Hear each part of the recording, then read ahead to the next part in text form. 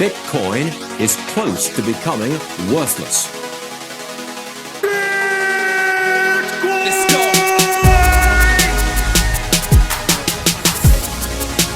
Now, what's the Bitcoin?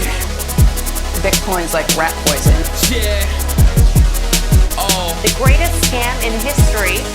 let's get it. Bitcoin will go to fucking zero. Yeah.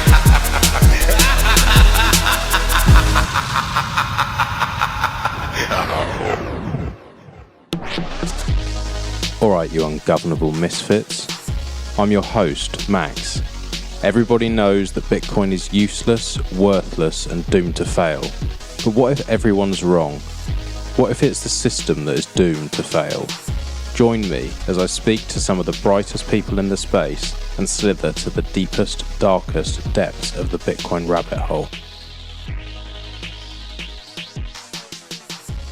Welcome back to Bit by Bit. Today's episode is with Antomous. We went through the 7 steps to self-sovereignty.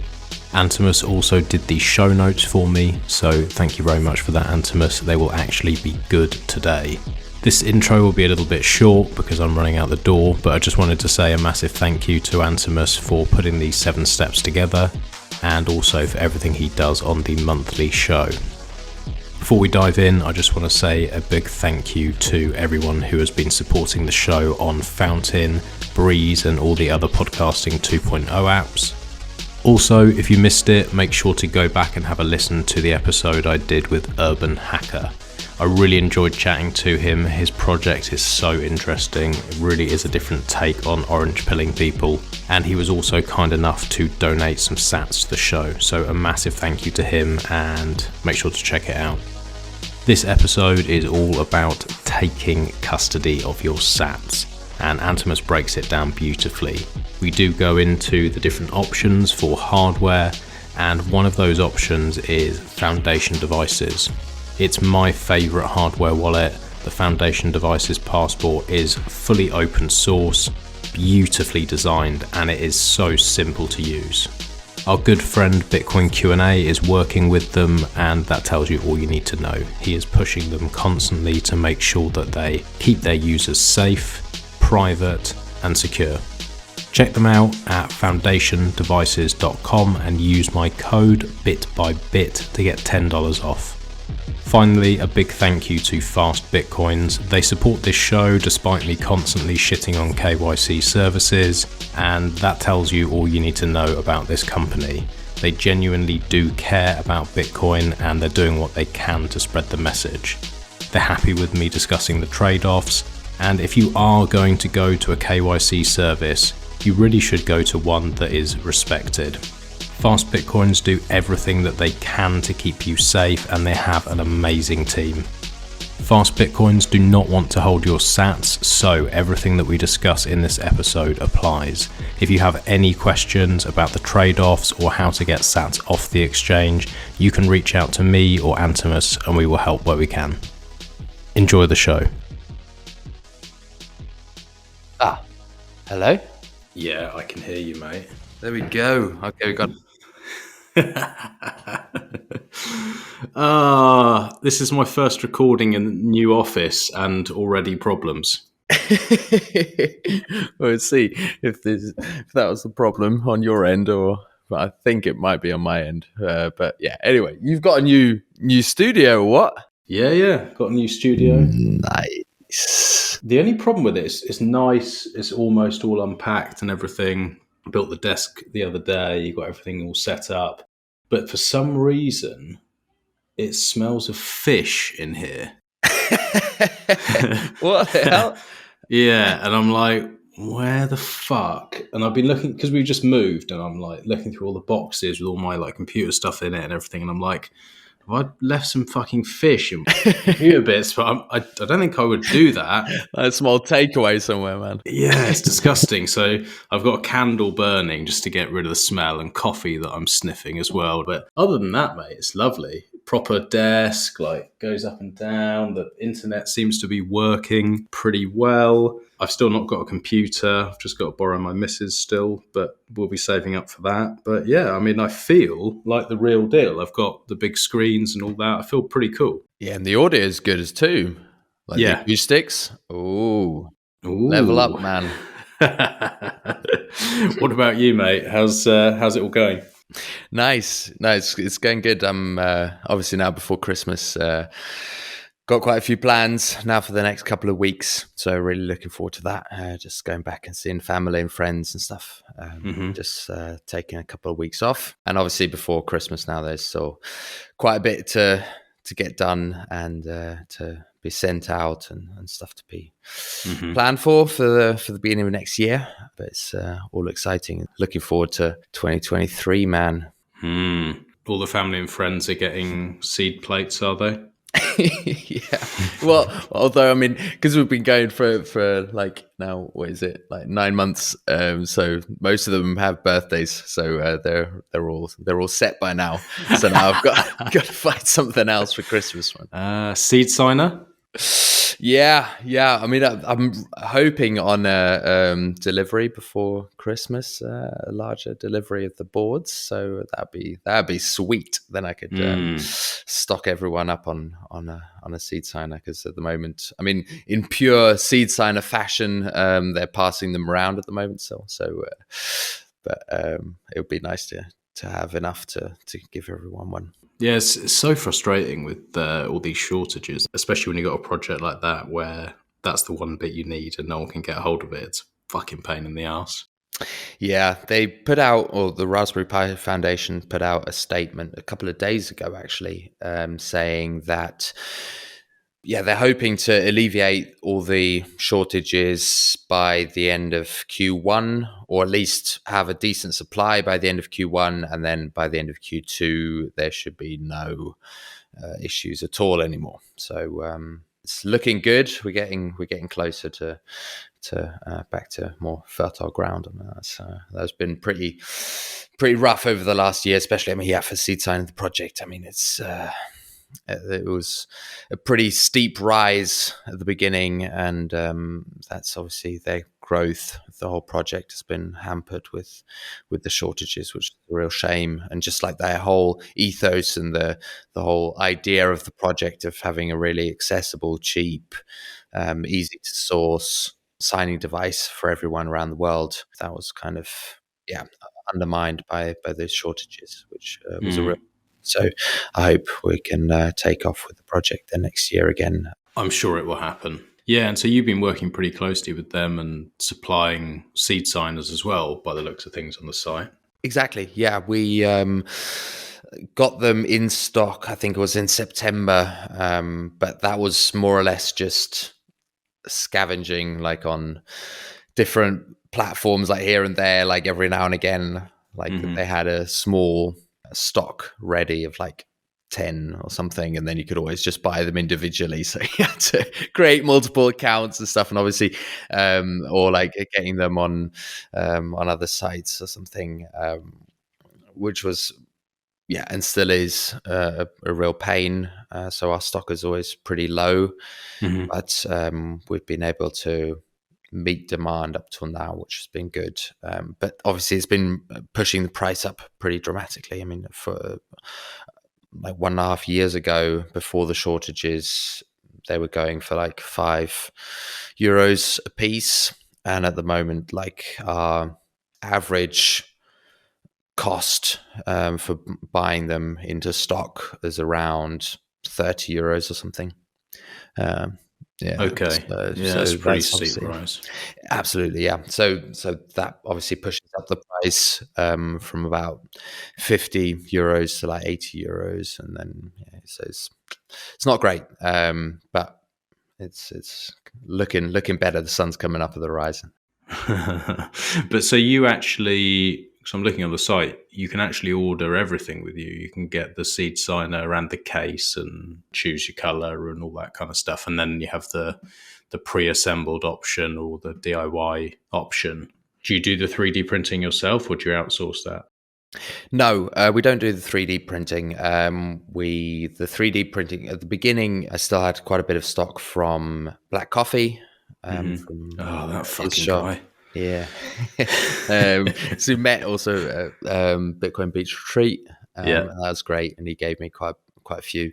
And Mm-hmm. I've also been working together pretty closely with Patrick from the Go Brr shop from Austria, and he also prints. So I'm getting a restock of all the different colors from him as well. And he's also doing the really beautiful resin printed cases, which I've been then polishing up, and that's a huge quality jump. Also a bit of a price jump as well, because obviously there's quite a bit of additional manual work that has to go into polishing them up. Was it like a clear resin, is it? It's like a yellow resin. Epoxy? Yeah, well, I'm not exactly sure what the combination there is, but yeah, it's like really dense material, and so you can like really nicely sand it down Yeah. to about a level of 1,500 or something, and then with a additional polishing just by hand and with the cloth, and then you get a really high quality surface. A real boost in just handling it. So we've got those, as well as the additional conventional 3D printed cases in different colors as well. It's cool, mate. Like, it's nice to see how the shop's come into its own. You've got more and more stuff. You know, when you first started, it was with one product, and it's just one step at a time, new quality stuff on there. And I like that you've got the donate to seed signer buttons. It's laid out nicely. Like, it's looking really clean. And for something that hasn't been going that long, to have one-stop shop for all this quality stuff is very nice. Like, like a lot of the time, people will ask me like, oh, where do I get this? Where do I get that? And I kind of feel like if I was saying to somebody for the millionth time, get your fucking sats off exchange, you retard, now, do it now, I can just send them here. And pretty much they're done.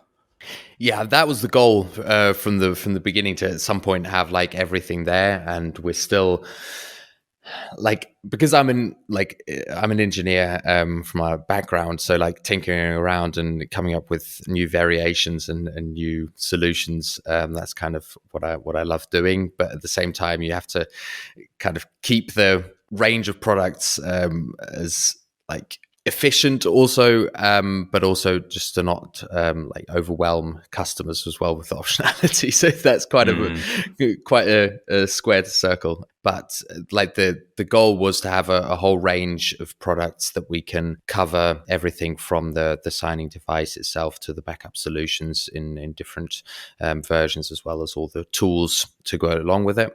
And we've managed to build up that up till now. And I think like the steel QR plates, like our main product, are designed to be used with the seed signer. It's great now that it's becoming somewhat of a standard that you could also use it with other wallets like Blockstream Jade, and also Spectre DIY, and also Sparrow Wallet, and so on. And there are a few more hopefully to come. But the original combination was with the seed signer, and their ethos, as mentioned at the top, was to be like a really accessible, low cost solution for people around the world that maybe don't have direct shipping access to the US or to the EU.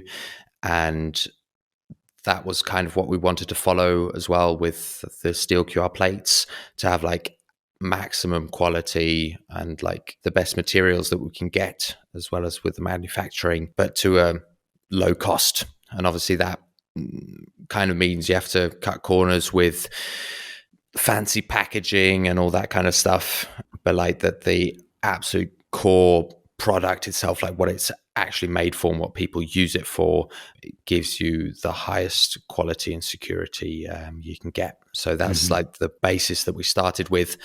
And now with time, obviously it would be nice to have at some point also like a nice packaging and all the stuff, all the accessories that go along that just make the experience of like unboxing it more appealing.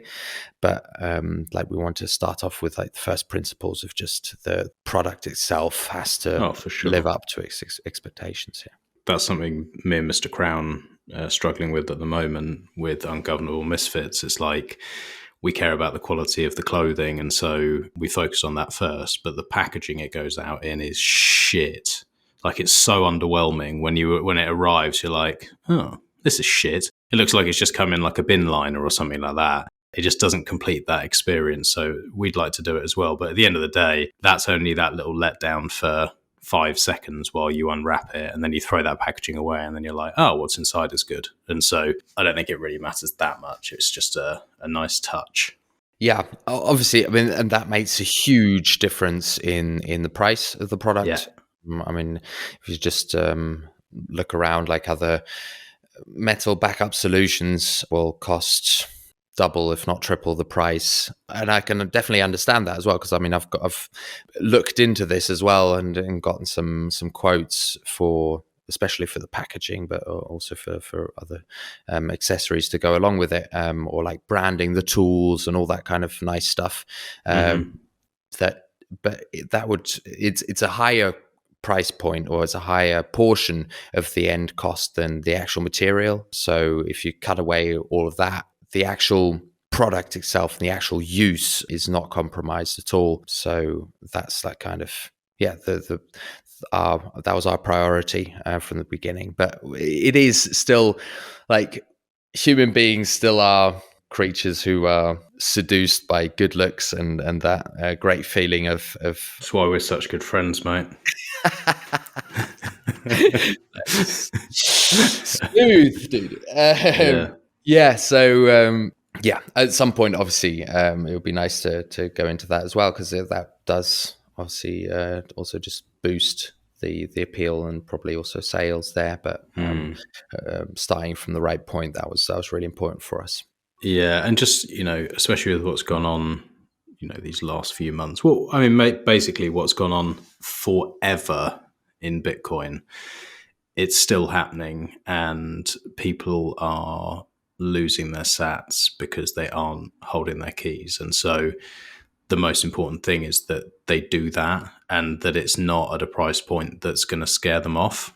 And I think that's really important, because, a lot of people, if they're dipping their toe in and you're saying, say they buy $100 or a couple of $100, if you then say to them, right, well, you need 3 hardware wallets, and you need this stamping kit, and you need this, and you need that. And they're like, whoa, hold on, this is like 500-600 quid's worth of stuff. I've only got $100. This doesn't make any sense. So I think having an accessible option is really important.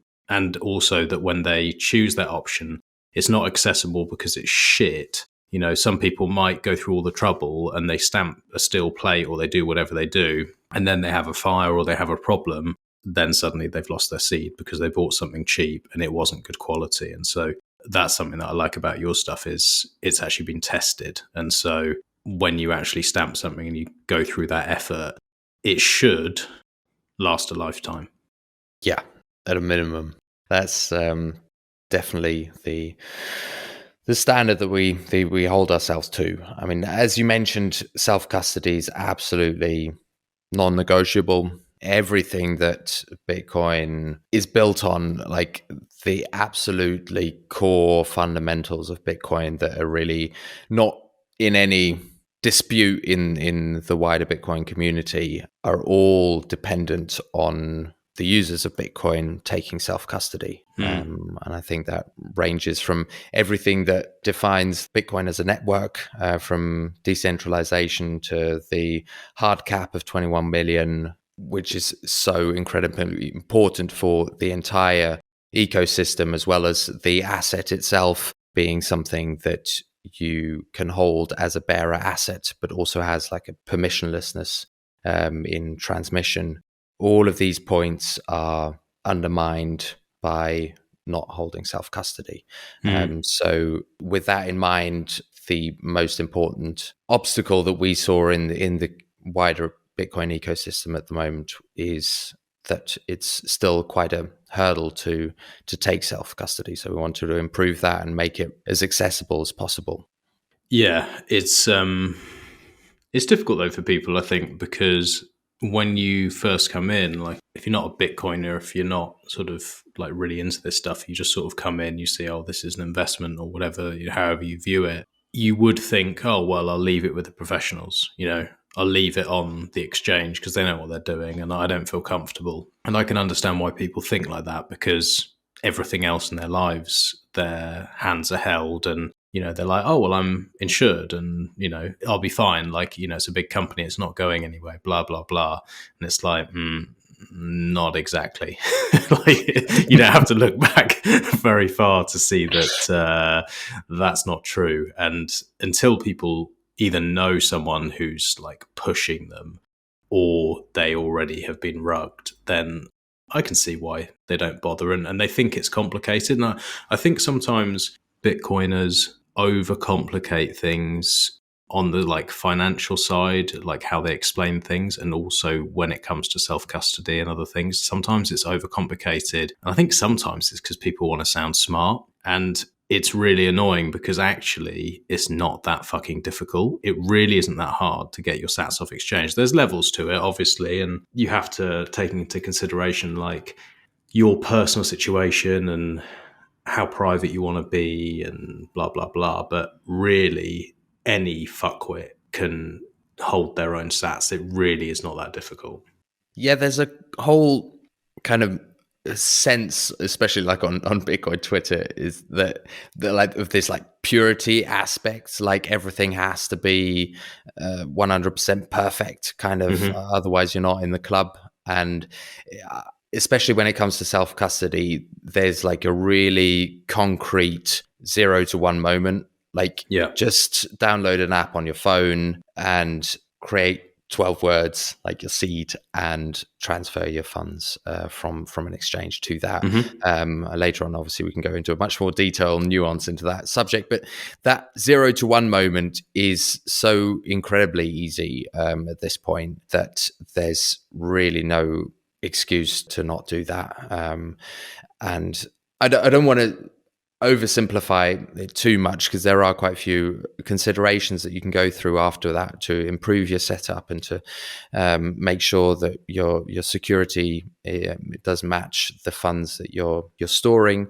But the risk of holding it on one of these exchanges, I mean, as you said just now, like we've been having this issue for fucking ages, like since the whole Mt. Gox situation, was it 2014 or something? I mean, that was a huge wake-up call at the time, and there was a big push after that to self-custody and to improving self-custody with the whole implementation of BIP39 seed words and all that kind of stuff that improved self-custody so much. But like over the years, people have again become complacent, and it was all like, well, that was ages ago, and it was kind of, even though the Bitcoin amount was insanely high that was lost there, but still it was kind of a niche thing. Like there was not a whole lot of like legitimacy in like air quotes. Yeah, they're like, oh, it was the Wild West back then, blah, blah, blah. It's like, well, the fiat financial guys are in now. It's really the Wild West. These are the real fucking scammers.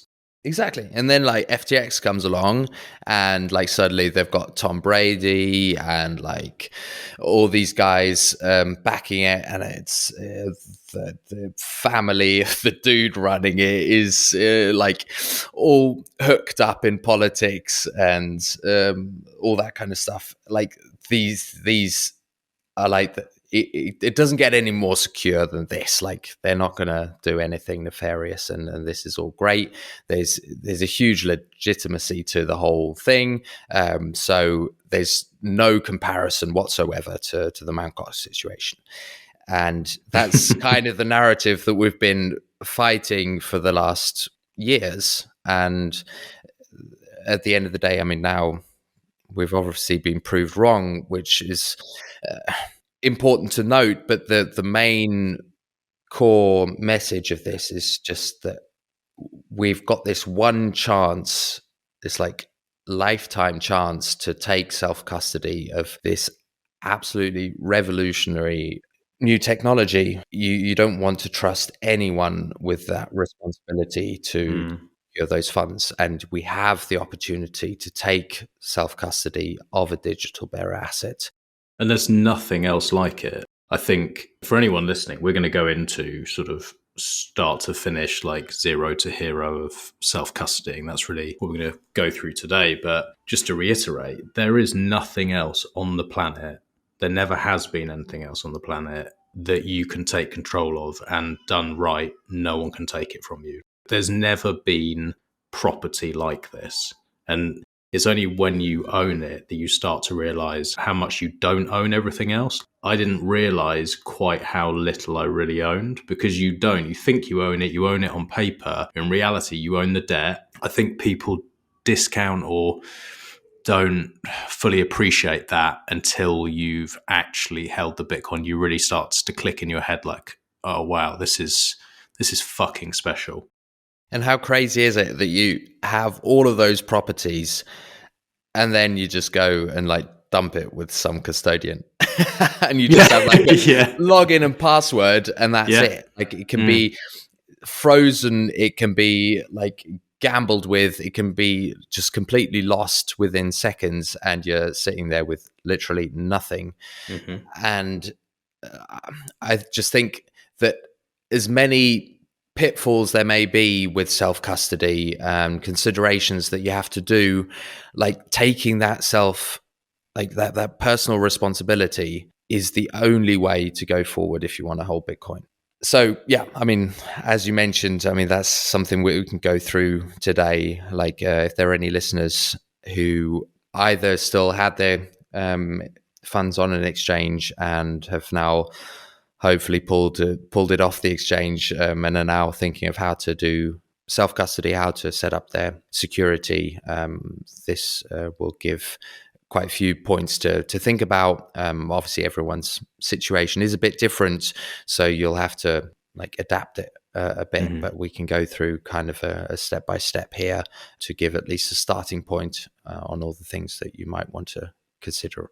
Yeah, definitely. A starting point for people who are new to self-custody, but also even if people have been around in this space for a long time, there's always something that you can do to improve. And that's something that I'm constantly working on myself. And I know you are, and a lot of other people. It's just you constantly take another step forward and you learn something new and you improve and you refine. But it's one step at a time, so you don't go in over your head and then lose it all because you don't know what you're doing. So yeah, I guess we just start at the most simple and basic and secure way for someone to do self-custody. Yeah, so obviously step one, and I hope if like get your funds off the exchange, and so that should be a given for anyone listening. If you haven't, please pause and do that now.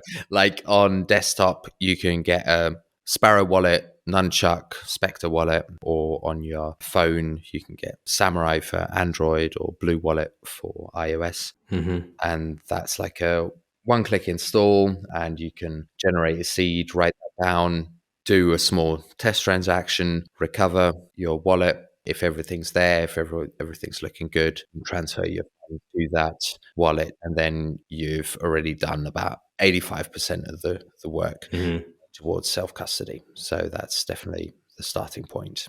Can we slow that down just in case there's someone who is really new? Because we do get new listeners every week, and someone might just go, hold on, what do you mean by what you've just said? So obviously the download bit, simple. But after that, when they're sending a test transaction and then they're checking their backups, what does that look like to them?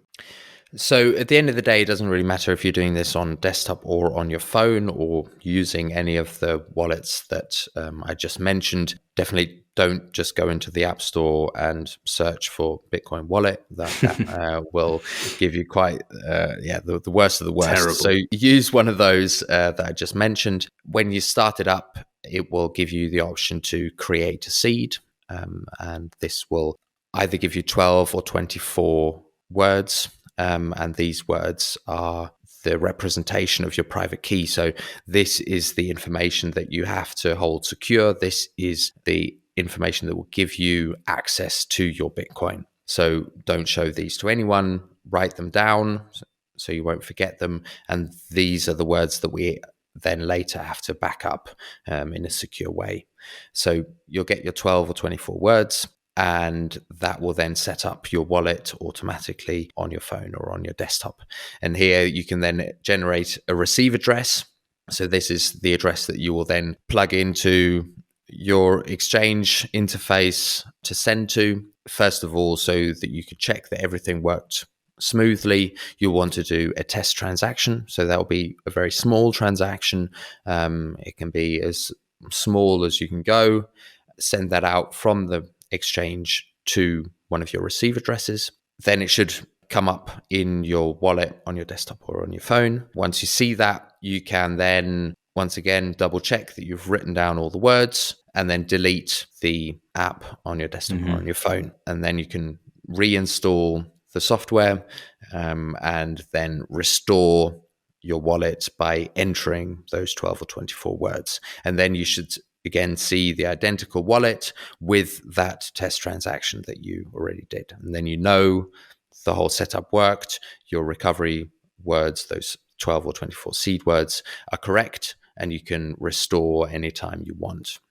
I think that's where you can start to feel comfortable, because you know that, okay, even if you lose your phone or your laptop, whatever you're using as your wallet interface, as long as you have those words written down, you're fine. And once you see it, you believe it, you're like, okay. You can even do it in a different wallet and that, in a different bit of software if you want to really test things out. But it's quite a magical moment where okay, this is not just that it lives on my phone and if it's gone, it's gone. It's like I have access to this anywhere in the world with any device as long as I have these words. When I ever do it with someone, I always get them, and I do it myself as well. I write it down twice. So I actually get a piece of paper, write them all down, and then I check them and double check them. And then I do it again on a separate piece of paper, and I keep them in separate locations. I always make everyone do that as well, just to be belt and braces, because it's easy to lose a piece of paper or write something down wrong, especially if you're a dyslexic fuck like me. So it's just best to be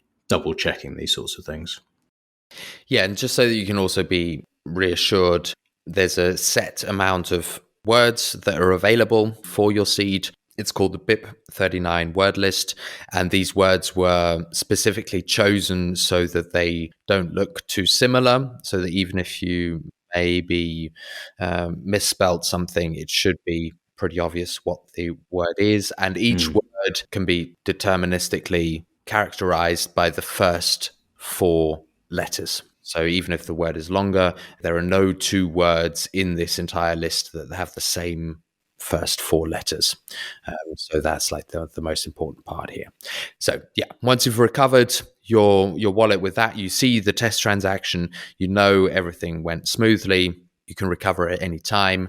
At that point, you can say, okay, now I can transfer the rest of my funds to this wallet. And then you've taken the first and most important step of getting your funds off the exchange and breaking that link of dependency and trust that they will secure your funds and will give you access to those.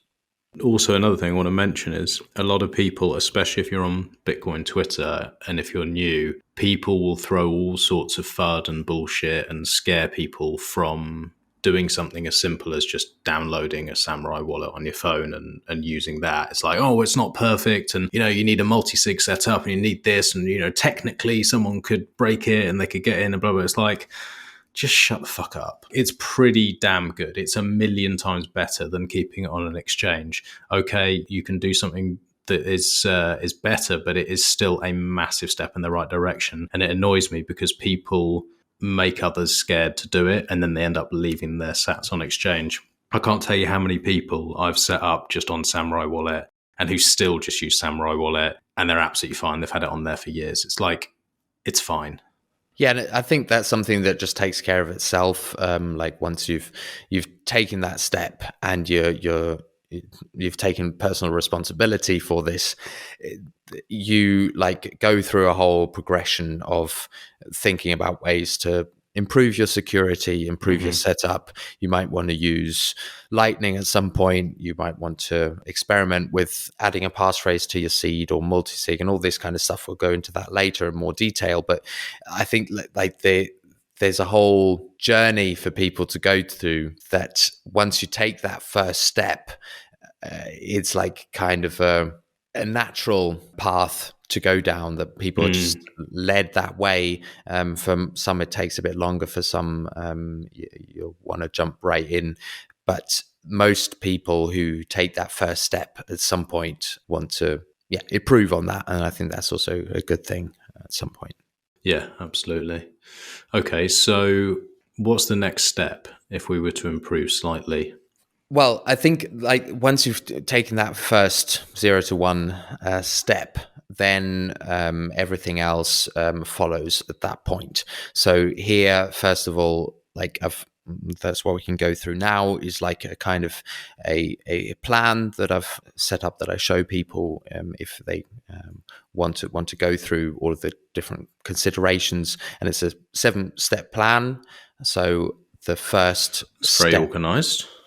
Exactly. 7-step plan. 7-step plan, exactly. So everyone who's listening to this knows what they're in for now. So the first definitely would be to, like, at this point you've secured your funds, and now you're thinking about, okay, how do I want to do this long term? First thing is definitely take your time at the beginning and do like research, listen to podcasts or read articles. There are books on this, or just speak to people that you maybe know who've have experience in this field. It doesn't matter if you have your funds lying on that hot wallet, like on one of the wallets we just mentioned, for a couple of days, weeks, whatever. Like, just take your time, that you do your research, and that you're kind of comfortable with the solution and the decisions that you do at the end. And during this process, do your documentation. So write down like kind of what the different options are and why you maybe decide to do it this way and not in a different way, so that at some point in the future, once you've finished with the whole setup and it's been lying around for quite a while, you can go back to this and you kind of know, okay, that's why I chose to do it this way and not a different way. And so that you can like build off of that. And then also in the future, if you want to change up your setup or improve on that, you've already got like a starting point and don't have to go through everything again. So that's definitely step one, is do your research and document everything that you learn and that you decide on. Then the step two would then be to identify your threat model. So this would be, it's kind of always like a term that's pretty daunting for people when you say threat model. It's like, oh God, like there's a side and like, well, what's the deal here? But it's kind of just a fancy word for like, what are the things that you're most concerned about in terms of securing your seed, those 12 or 24 words. Like, what's your situation like obviously theft is one of the things that some people may be concerned about, depending on where you live, like what your house security is like anyway, like how you're living in a flat with other people. A lot of people have access to the locations where I have things stored. Then another consideration could be like environmental impacts of flooding, fire, hurricanes, whatever. Like there are people who are in more vulnerable situations there.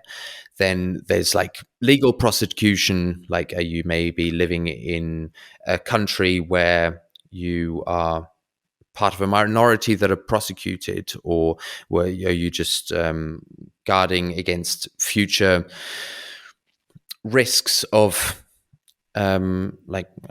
maybe your government turning on you, or you're coming into a situation there, or you're just scared of losing it. You know, you're just scared of just forgetting about it, or just not knowing. Like, there are a whole range of different threats around you, and for everyone, like the importance of these different threats vary. So make that clear to yourself of like, what are the things that are most impactful here, and according to that you can then say, okay, like I can go in this direction or a different direction. But having kind of an awareness of where these dangers may be coming from is really important at the beginning. Yeah, like if you say you're a student who lived in a shared house and there's people coming and going all the time, don't leave your seed words on a piece of paper on your desk. or on a post-it note, don't do that because people are going to have access. If you live at home and you're very organized and you have a drawer to put that piece of paper in, you're in a much better position. So that they're the sort of like basic things to think about. And also your own personal, like if you're just a forgetful bastard, like you're like, oh, fucking useless at keeping, anything safe, then you know that you're your own threat. So you have to think about that. Yeah, and I mean now the whole rise of digital nomads, of people just like traveling around who maybe don't have a physical permanent residence, and that's then also a different kind of threat model of like how to secure your seeds while you're traveling around. So there's no like one size fits all solution here. There are kind of nuances to this. So that's another reason why it's important to take your time to think through these things and to model your setup according to those considerations. We've got the step 3, which would be then to determine your budget, and that would be specifically in relation to the amount of funds you're storing.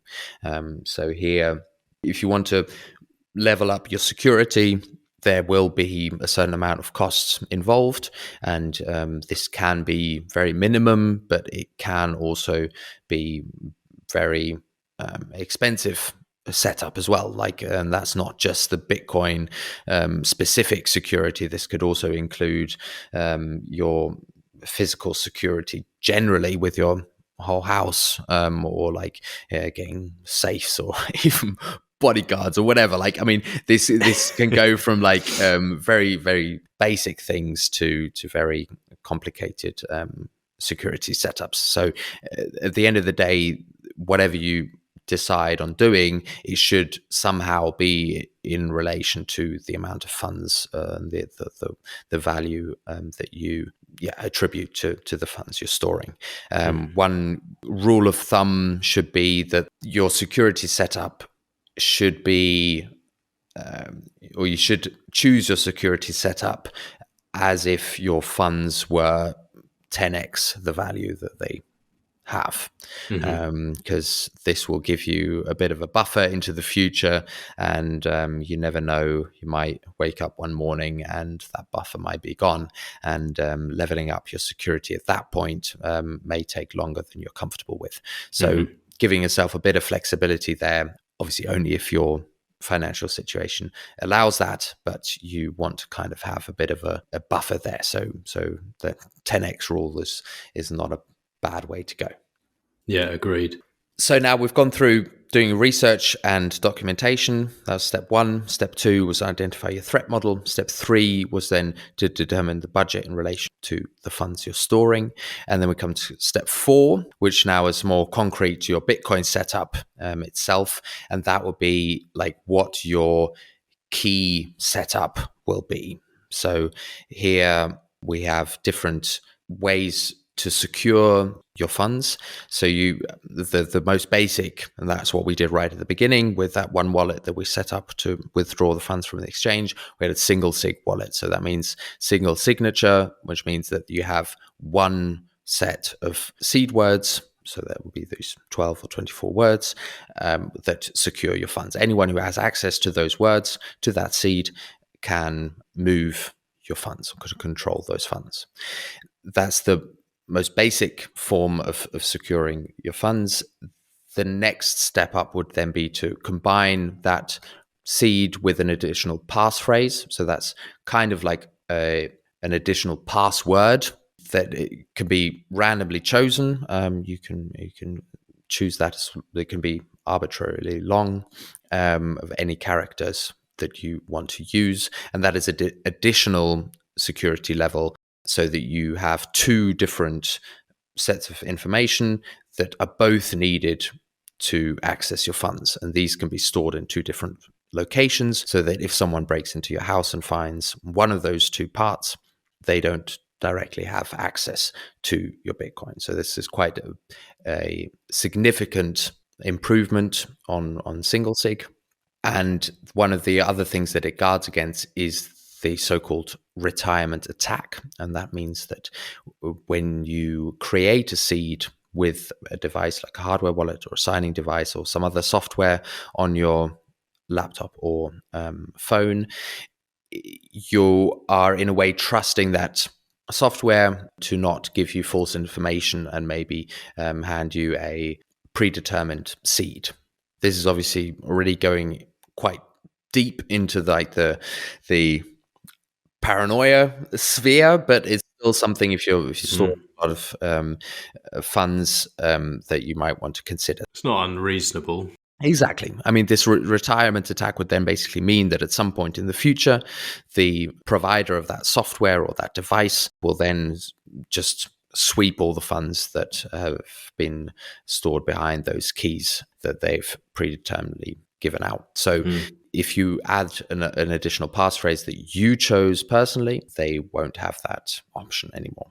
The one downside that you still have with a single sig and a passphrase is that you still have a single point of failure. If you lose one of those two components, you've locked yourself out of those funds as well.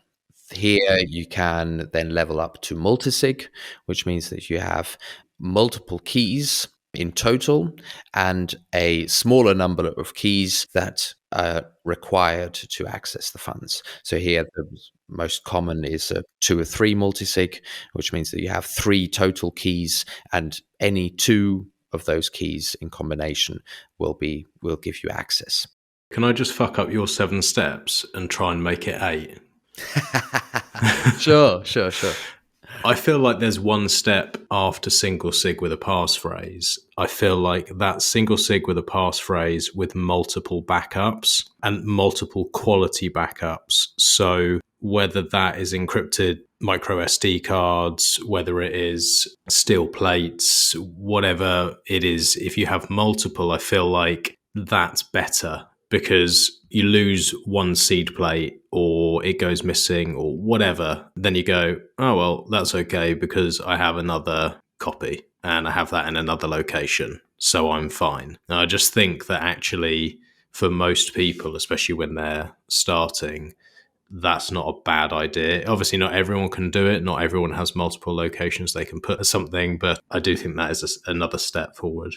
Absolutely, yes. I mean, that's definitely a viable solution, and there's no worries at all because you didn't fuck up the steps, because this is all step 4. So the step 4 of choosing the way, the amount of keys or the setup you want to do. So this, but obviously that would be one step over just regular single sig of just having one backup.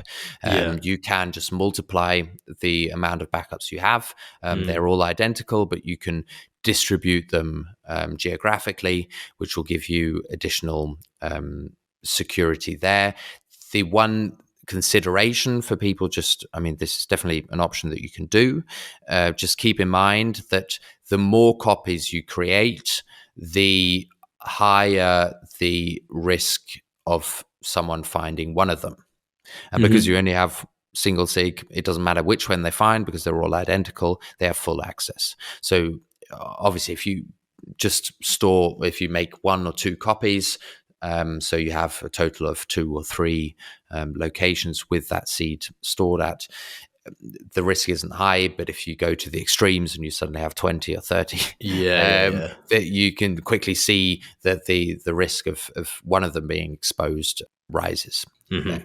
So at some point, it might be an idea to move up to single sig plus passphrase. But especially at the beginning, like what you were saying with like writing down the words twice and storing them in 2 locations, even if it's at the beginning, like in the same building, that's still better. Here again, it depends a bit on your threat model of like what exactly you're guarding against, but that's definitely a viable option. One of the nice things with single sig plus passphrase, but also with multisig, is that here, because you have different sets of information that you're storing, you can also combine digital and like physical security. So you can say with a single sig and a passphrase, you can store your passphrase in, for instance, a password manager, or somehow encrypted on a hard drive or on a micro SD card or something like that. And then you can store the single sig separately, stamped in steel somewhere physically offline, so that you have access to the passphrase wherever you are, and the other set, this single sig, is exclusively physical. And you can do the same with multi-sig as well, that you can say, okay, one of the seeds is stored somewhere in a encrypted cloud or in a password manager or something like that, and the others are physical. And at this point, I mean, now we can see, okay, now we're suddenly coming into a area where there have been business models created around this, and this is like collaborative custody. So this would be with multi-sig, that you have, for instance, 2 or 3, so 3 total keys and 2 required to move the funds, and your collaborative custodian, so a company that holds one of these 3 keys. So you still hold 2, so you have full access over your funds at any time. But if you lose one of these keys, you can always go to this collaborative custodian and ask for the last key, so that you can recover. It's just an additional security step, especially for people who are not that comfortable with the way that all of this works technically. It's great. They give you support. Like 2 companies to name here would be Unchained Capital and Casa, and they have a great service of like holding your hand through this whole process. And there's, at the end of the day, one big downside to all of this that you should keep in mind, but maybe for some people it's a valid trade-off. You are giving up your privacy to them, like your transactional privacy, because they can see any movements of funds on your wallet. So definitely keep that in mind if you want to do this. Yeah, it's something definitely to consider because, like you say, they can see everything. And unless you are, I mean, even though Casa have kind of disgraced themselves recently with a few choices they've made, it's still slick and the UX is nice. So I can see why people would want to do it. And the one thing is with them, you can actually be relatively private. But it's kind of one of those things where the more I think about it, the more I think it's such a niche, not many people will do it, because to be private with them, you have to create a burner email, you have to sign up for them using a VPN, you need to whirlpool all of your funds before you send them in so that they don't have any information to track you on. And then when you send them back out again, you have to whirlpool them again so they don't track you on the way out. And then I kind of think, well, okay, that is possible. And it's nice that you can do that with them. But if you're capable of doing all of those steps, you're probably capable just to do it yourself anyway. Yeah, that's a pretty good point. I mean, for the people who really want to go the whole 9 yards, this isn't really something that will be a good option, because as you said, the additional steps to secure your privacy and on the way in and on the way out again, it's just not worth it. I just think that there's still a lot of people who, for any other reasons, like in their private life, they are completely KYC'd and doxed anyway. Like, I mean, the privacy aspect is just not that high on their list. It's not something I would do personally for myself, but I still think that it's a far better solution than to holding your funds on an exchange. Oh, definitely. So if you are someone who say like all of these things that is just kind of too overkill, like I'm hooked up to the whole legal and financial system in other ways anyway, but I want better security than just having them lying on Coinbase, then this is a pretty good step in between, because it's still, at the end of the day, you're still holding your keys yourself. You're holding the majority of the keys yourself. So it's still self-custody, but you are trusting them with your privacy. But like there are certain scenarios where in the future, if self-custody is banned outright in the jurisdiction that you live in, if you're holding your funds on an exchange, you just won't be able to withdraw. In this scenario, obviously, they can give up the information that you own Bitcoin and like what movements you've been doing on your wallet, but they at no point have the power to restrict movements on your wallet. So there's no permission required to withdraw. And technically, you're not withdrawing because you've held the majority of the keys the whole entire time. So that's something to keep in mind, that is a big, big difference compared to holding it on an exchange. Yeah. Okay, so that's a pretty elaborate point 4. Just going through those different scenarios. One thing that I often recommend, and I also personally like as a setup, is having like a tiered system, that you have like a wallet on your phone, where you just have the keys hot on your phone, with a very small amount of funds that you can just spend when you go to a meetup, or if you want to buy certain things, or just tip people, whatever. Just have a small amount on your phone hot, and then either having just a cold storage is a single sig with a passphrase, or even multi-sig. That's like having that 2-tiered system. You could even do like a 3-tiered system of having like a hot wallet on your phone, then somewhat better security with single sig and passphrase, and then having a deep cold storage, long-term, geographically dispersed multi-sig for the long-term secure storage. You can mix and match there as well. That's just another consideration or option that you have at your disposal. Okay, so now we've gone through the first 4. The 5th would then be, once you've chosen your key setup, would be to choose your method of backing up your keys. So like, how do you actually want to do that? A few things were already mentioned in this discussion. One was for like passphrases, like a password manager or encrypted cloud or something, so that you have access globally. Another thing, obviously, that was what we did right at the beginning when we pulled our funds off the exchange, was to just write it down on paper.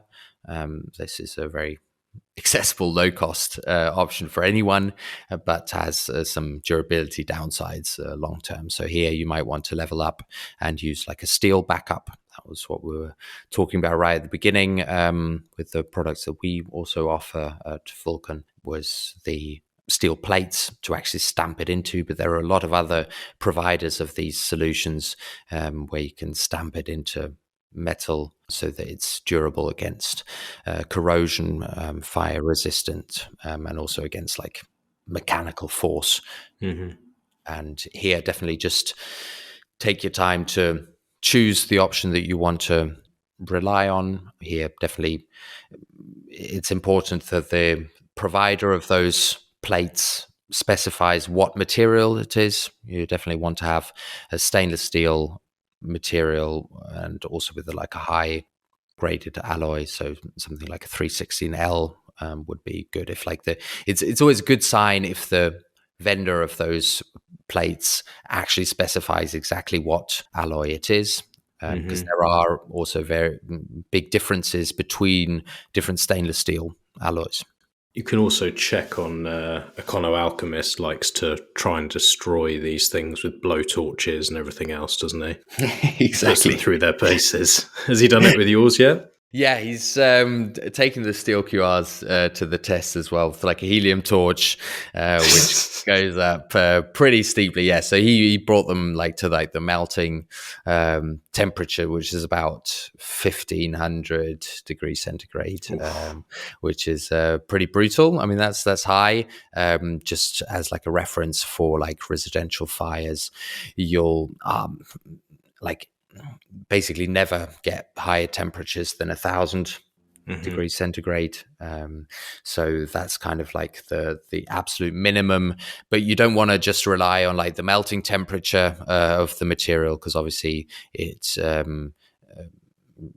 depending on like the material that you're relying on, it can just get very soft beforehand and get in combination with like mechanical like physical force, it can be so strongly distorted that it doesn't really matter if it melts or not. But you definitely want to be well over the 1000 degrees centigrade, which is like, I think like 1900 degrees Fahrenheit, something like that.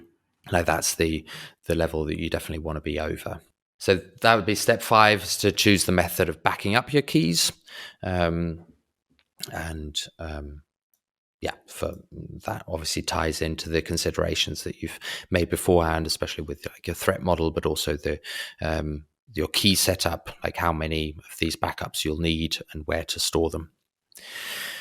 Okay, so now we're going to point 6 on the list, which would be to acquire the hardware wallets or signing devices, and to install your coordinator software, or like watch-only wallet on a laptop or phone. And this is definitely an important step, because what you want to do is you want to hold your keys, or your seed, your 12 or 24 words.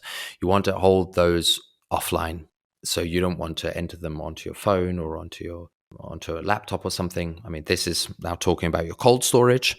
So you'll need a device to sign transactions offline, but to communicate that to a software on an internet connected device. So this would be your phone or a laptop or desktop.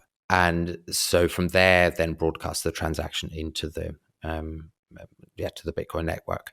So here you'll traditionally find the hardware wallets. So these are devices that actually store your seed on them permanently. And then you also have signing devices, like mentioned at the beginning. Also, the seed signer is one of these that is stateless. So it means it does not store your seed permanently on it. Every time you turn it off, it forgets everything. There is no internal storage. It only runs on memory. So on RAM, and every time you turn it off and power it down, all information is erased. So here you have to enter the seed every time you want to do a transaction. So those are the two main options that you have today. And then with the coordinator software, that would be the wallets that we mentioned at the top as well, usually cover that functionality. So Sparrow, Nunchuck, Spectre for desktop, and also for mobile, you can use Blue Wallet, or also Nunchuck also has a mobile wallet there. And now to cap it all off, we've got the 7th point, and that would be actually then to follow through with your plan. So to actually create your seeds using one of the hardware wallet signing device that you acquired, and then to back up your seeds and to securely store them in the locations that you chose.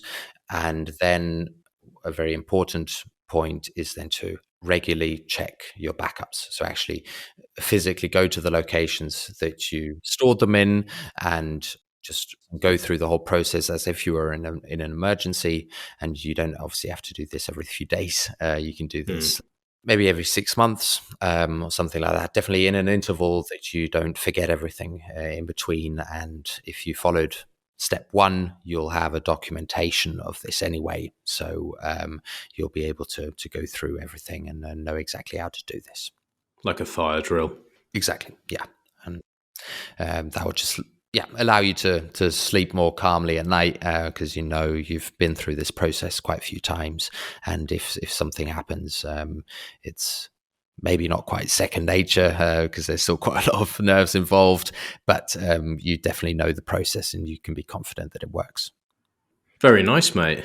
Hopefully anyone who's listening to that, that's very clear and they can at least have a starting point. I think sort of as you get more and more into the weeds, with multi-sig and refining things, then you get to the stage where you're then thinking about not only like what software am I using, which we've sort of covered really. I particularly like Samurai Wallet and also Sparrow, but you start to get to, well, what do you use as your hardware and how do you store these seeds? And do you have any, I mean, obviously Seed Signer is one that you love. Like, do you have any preferences in terms of hardware if someone's to use multi-sig? And do you have any preferences like let's say outside of your products, like what's the next thing down from there?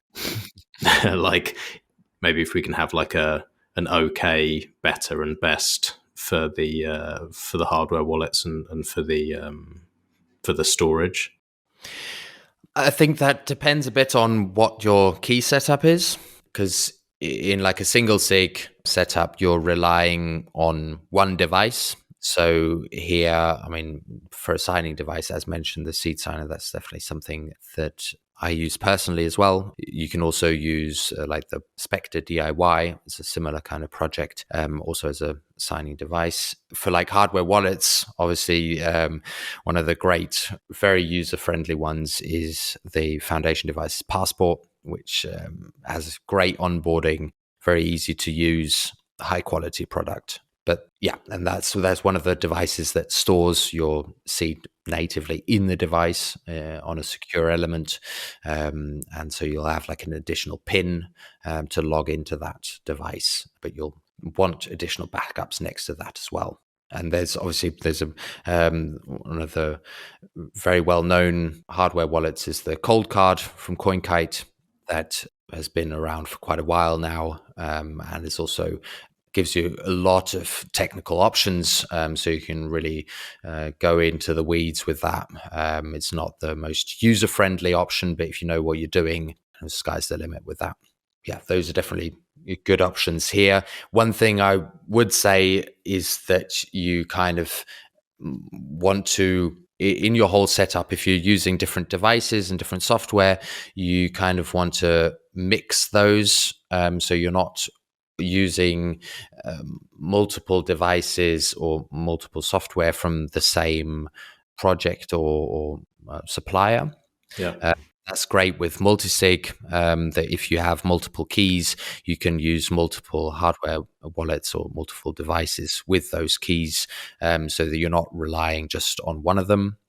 And so here, then it doesn't, like, the security aspect definitely is reduced in a big way, if there's no like single vendor that covers all of your security. Yeah, because then that retirement attack that we talked about before, it makes it much less likely. If you have multi-device, multi-sig, it's possible, but it's far less likely. Yeah, I mean, one of the main things, I mean, here with especially with the retirement attack, it's about like seed creation. That's the like attack vector. So you could use one device with your whole multisig, but just create the seeds on different devices or with point. different methods.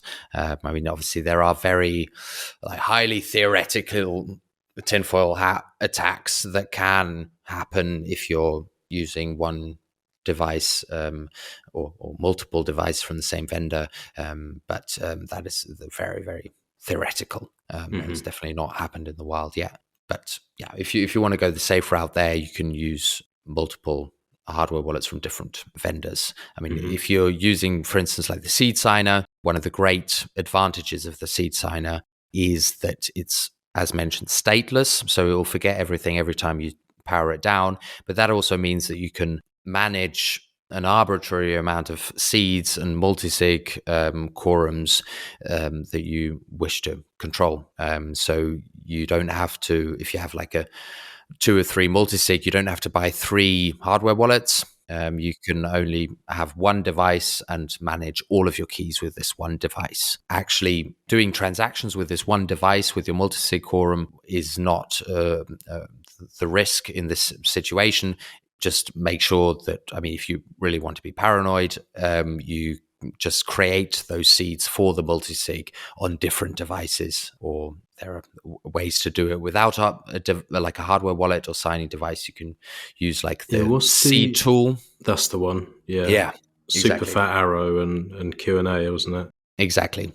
You can use that. I think it's at bitcoiner.guide/seed. I think that was the one. Sounds about right. It's always bitcoiner.guide. Yeah. So that's a great tool that you can use to create a seed. Definitely keep in mind to download that software from the site and use it on an offline device. If you really want to go the whole way, you can use something like Tails, which is like a operating system that just like runs on a thumb drive and on the RAM of your computer. But just, I mean, if you want to really do this the most secure way, create the seeds and with different methods and using different devices, and then actually managing your quorum and doing transactions. You can also just use one device, or like the seed signer. In this case, you could just have one device and manage 50 different wallets if you want. Cool. And then so the obvious one, and I think it just makes sense, is stamp your seeds into steel. If anyone's going, especially to the lengths we're talking now, if anyone's at that point and they're not stamping their seeds into steel, I don't know what to tell them. The cost for these things is not that large, and the benefits are just huge. No matter what happens with these devices, as long as you have that, you're okay. You touched on it before, which was Alchemist, taking a 1500 degree blowtorch to one of them and they survive. Like, what do people have to worry about? Like, what has to happen for someone to lose their seeds if they do it properly and stamp into one of your plates? The great thing about the actual like backup plates in general, it doesn't matter from what supplier they come, you don't have the same danger of if you have them all from one supplier, because there's obviously no software involved here, so there's nothing like once no retirement attack for you. exactly. So once we send the plates out, I mean, that's it's all yours. So here, you can all just use one method, whatever it is you choose. As mentioned, obviously, you want to have a product that has that uses like a very high quality material, and it's not just the material itself. I mean, here obviously you have considerations with like temperature, but also corrosion. Like some materials are a lot more, have less resistance to certain acids, but also things just like normal salt exposure or something like that. I mean, there's a lot of variation between different materials. So you definitely want at least a high quality stainless steel in this scenario for longevity. One other thing is, not just the material itself, but also the like thickness of the material. So if you have one of these plates, it can be a great material, but if it's only 0.5 millimeter or 1 millimeter or something, I mean, that can easily be burnt through or destroyed in other ways. So you want at least 2 millimeters, and ideally more. I mean, the plates that we provide have about 3 millimeters thickness. So this is definitely something that you won't be able to bend or break very easily. So that's definitely another level of security. One other big difference that we haven't spoken about yet with these plates is the way that you actually, like, in what form you stamp the information onto the plate. So the conventional way, obviously, is just having a slab of steel, and you get a number and letter punch set and just stamp each letter and number in, so that at some point when you want to recover, you can literally read those 12 or 24 words.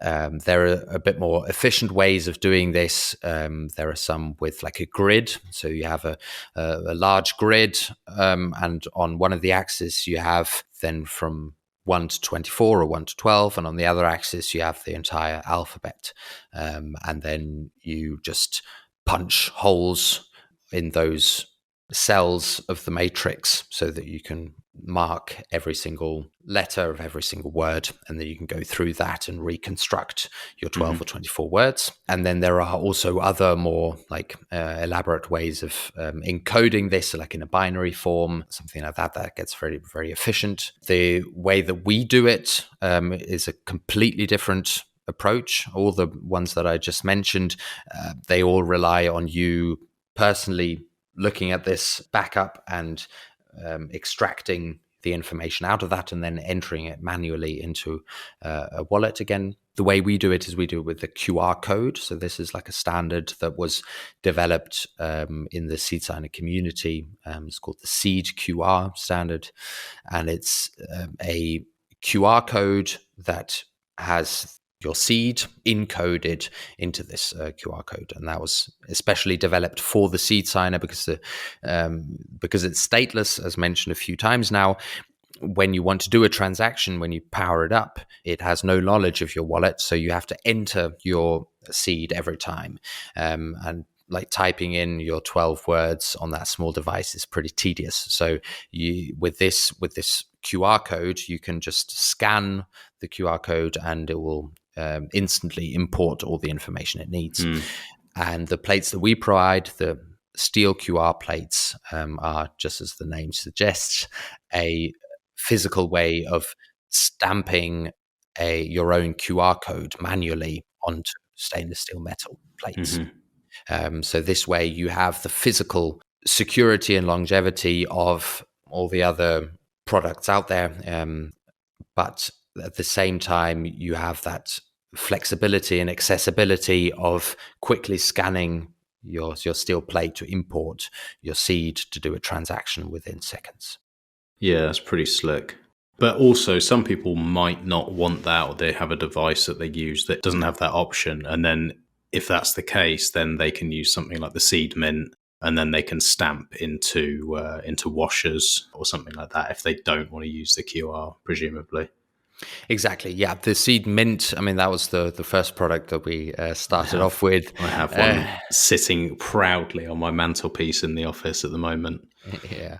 Yeah. It's a beautiful device. I mean, it was designed by Nick. Snick Toshi, I think, on Twitter. I started working with him close to 1.5 years ago. And yeah, he designed this stamping jig on which which you can stamp each individual word onto standard washers that you can get in any hardware store. Also, you can get these washers in high grade stainless steel for maximum security here. And then at the end of the day, you have 12 or 24 washers that you stamp with the word as well as with the index number, so you know in what order they are, and then you can screw them or secure them onto just like a bolt and nut. And then you've got a nice compact, very low cost backup solution. Obviously the jig itself is not or is a very like high quality machined device that is more geared towards people who have a very high nostalgia towards stamping their seeds. So you might want to this is more for people who want to stamp either quite a few different seeds, or you can obviously pass this around to friends and family, or even for meetups or something like this. Or pass it down to your kids. Exactly. That's my plan anyway. It's so beautiful. I just think, that's something that should be passed down. If someone does this, let's just take it to the extreme. Either they buy seed plates or they buy the seed mint and they stamp onto the washers. If they were to, let's take it to the extreme, they go, this is, these sats are going to go down to my kids. I want something that's going to be really secure. They buy the steel QR plates. What do they have to do to fuck this up? Like with both the plates and the washers, you can also get the steel vault that then clips over that makes it even more resistant. And the same, I think you have like a titanium washer capsule thing that you can put the washers in as well. Like, what has to happen other than losing it to fuck this up? Like, has anyone done something where they've gone, okay, I've managed this by putting it in acid for a year and then running it over with a tank and then firing it with a 50 caliber rifle? And do you know what I mean? There must be something where it's like, you could fuck this up, but it's pretty hard, right? Sure. I mean, obviously there are limitations. This is not like an infinite a security solution here. But at the end of the day, the material itself is what sets the limitations for this. So especially when it comes to like any really extreme accident situation. So if we're talking about floods, if we're talking about residential fires, all this kind of stuff like that is absolutely covered. The steel QR plate won't protect against it being washed away. So you want to have it somewhere contained, either in a safe or something like that. But it gets as extreme as like physically reasonably possible. I mean, with the vault, and that's what you just alluded to. That's an additional hardcore protection for your steel QRs for the plates, and this is like a casing, like a housing for these plates that is made from the same material, but like protected from all sides, again by another 3 mm thick plate. So this was also tested by Nick and fired up to over 1,000 degrees centigrade, and then shock cooled in oil as well as in water on different test runs, and then smashed for about 20 minutes with a sledgehammer. So this was, I mean, you can see all the photos on the website as well for the steel vault. This thing was, he really took it, abused for a round. it. Yeah, and yeah, after that, I mean, there was obviously a bit of like soot and stuff, like from the fire, from the temperatures, like on the surface that had to be sanded down a bit. But it was 100% recoverable after that. And these are forces and environments that won't naturally really happen around your seed. So I think, like, from the actual physical security, this pretty much covers everything. The biggest dangers, if you go to these lengths of actually stamping your seed onto one of these plates, is losing access to the location or just forgetting where you had them in the first place. Yeah. These are much or theft or something like that if you haven't secured that location to a high extent. I mean, those are the dangers that are then much more relevant than the actual physical security of these parts.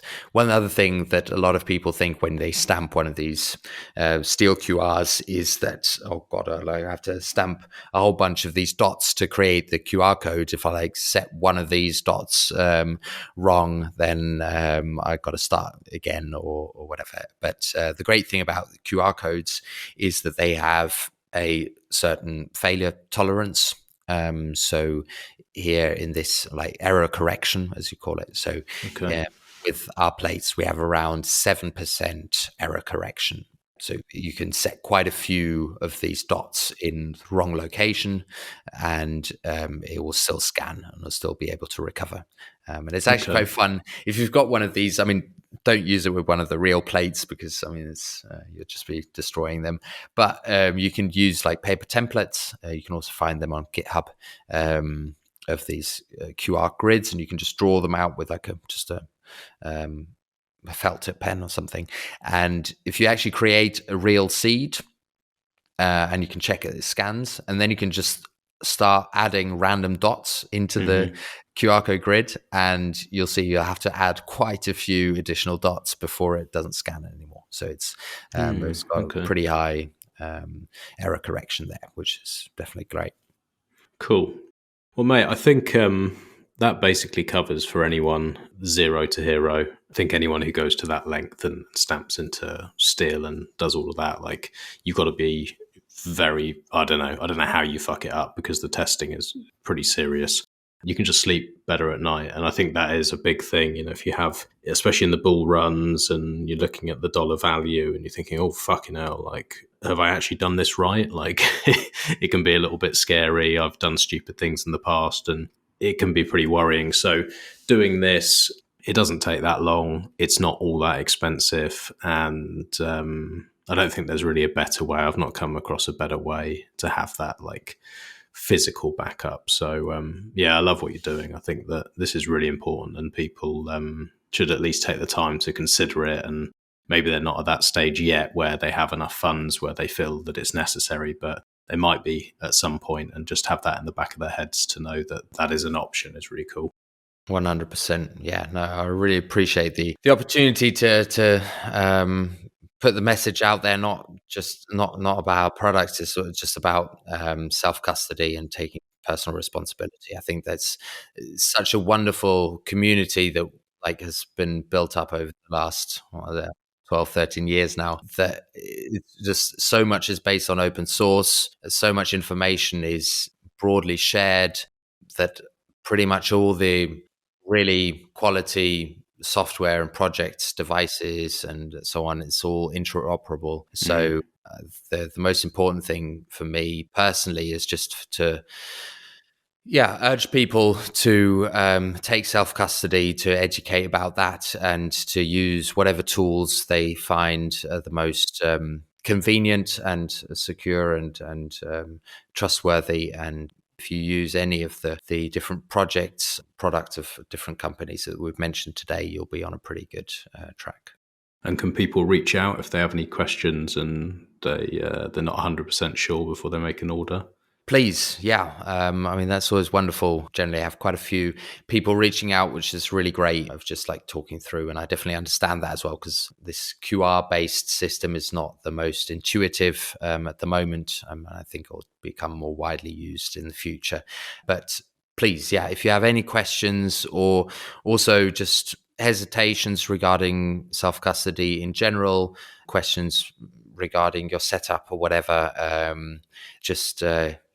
reach out either via Twitter, with the company Twitter at Vulcan21.com, personally with Antomous B, and it's also Antomous B on all the other platforms like Telegram and Matrix also, and Antomous B at Vulcan21.com for an email. So any of those channels you want, hit me up and we can chat. Nice one, mate. Anything else you wanted to cover? No, I mean, well, obviously this is not the end of the rabbit hole. There are a lot of things that can follow from here, and maybe sometime in the future we can go into those as well. Just keep pushing and keep learning, and there are always things to improve on. But if you've taken at least the absolute first steps that we mentioned today of getting your funds off the exchange and taking personal responsibility, you've done most of the heavy lifting, and you're on a good way. So that's my 2 cents. Brilliant. Well, thanks for that, mate. As soon as we finish the call, I'm going to go and get my sats off Coinbase, and I'm going to follow through your guide. And I really appreciate your time. Oh my, work is done. Wonderful. All right, mate. Well, we'll catch up soon anyway for the monthly, and appreciate everything you're doing. And I'll put all the links and everything in the show notes so people can reach out. Likewise. Thank you, man. All right, mate. Speak to you later. Thanks for listening. I hope that answers any self-custody questions people might have had. If you still have questions, you can reach out to me or to Antomous. I want to say thank you again to everyone who's been supporting the show, and a huge thank you to Mr. Crown for helping with the website. If you haven't checked it out already, go to ungovernablemisfits.com. We have articles, podcasts, bite-sized bitcoins, clothing, and much more.